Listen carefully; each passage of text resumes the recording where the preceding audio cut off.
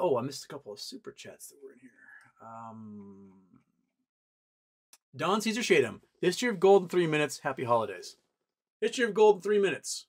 Okay, so when a planet forms, right? It's forming from the dust cloud of a contracting star. It's dust cloud contracting in the disk of that star system is a bunch of dust and ice, and they start sticking to each other and smashing into each other, and eventually a planet forms and it starts clearing out all the gas and dust in its orbit.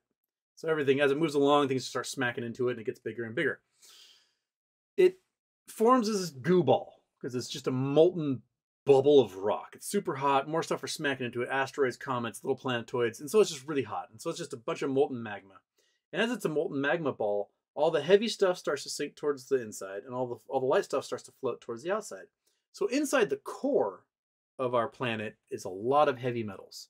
I think the core of Earth is like 15 grams per cubic centimeter, when water is 1 gram per cubic centimeter, and the rock that makes up our surface is like 3.5 grams per cubic centimeter. So it's 4 times denser in the core than it is up here on the surface where we delicate little flesh balls live.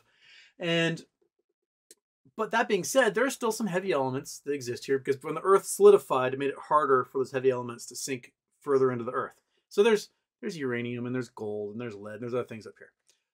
But most of the gold that we get comes from outer space more recently.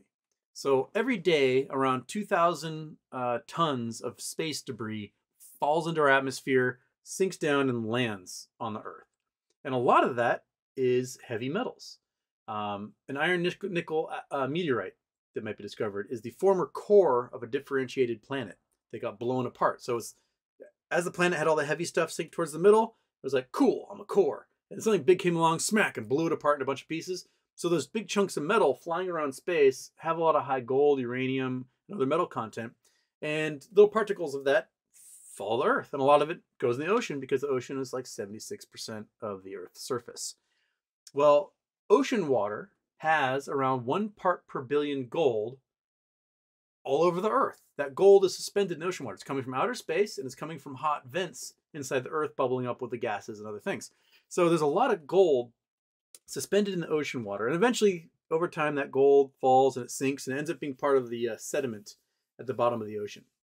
And what happens with those oceanic plates is they hit a continent and the oceanic plate is denser, so it dives underneath the continent where it remelts, comes up through these big magma chambers and then spits out as volcanoes along these subduction zones. So here in the Northwest, we got a whole bunch of subduction volcanoes: Mount Rainier, Mount Baker, Three Sisters, Mount Hood, Mount St. Helens, and so on.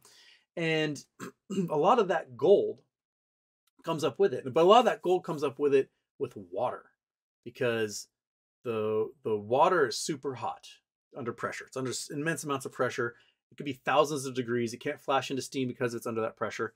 And things will melt out into that gold. So you'll get, silver, lead, copper, gold will melt out along with silica. And if the Earth cracks, it goes crack. It creates a low pressure point, and all that water starts to squeeze out. And so these fractures in the Earth will bring up all this hot water and you get hot springs. But somewhere along the way, as it's climbing up out of the Earth, they'll get to a point where the temperature gets low enough that like the gold will turn solid and stick to the walls of the fracture, and silica and other things. And you'll get quartz veins forming from that. And so when you're looking for gold, you're looking for what essentially are ancient hot spring channels. And you do that by going along a river. And you go along a river and you're panning for gold. I found some flakes of gold. Okay. Find these little tiny flakes. Let's go upriver and see if they get bigger. Then you go upriver and they get a little bit bigger. You go upriver, it goes a little bigger. And eventually get to a point where you get upriver and there's like chunks of quartz stuck to gold. You're like, okay, I am really close to where this eroded out of the cliff somewhere or out of the river bottom. I'm going to find where the lode is. And so you start scouring, you start looking for all the rocks, looking for veins, and boom, you find a vein. And you see that big old quartz vein. There might be some copper, might be some gold, some shiny, speckly stuff in there. And that's where you make your lode mine. And you dig into the Earth that way, and you start following all these quartz veins, usually at levels where the temperature got low enough back in the day for all that quartz to all that gold to condense out, and that's the basics of how you get a gold mine.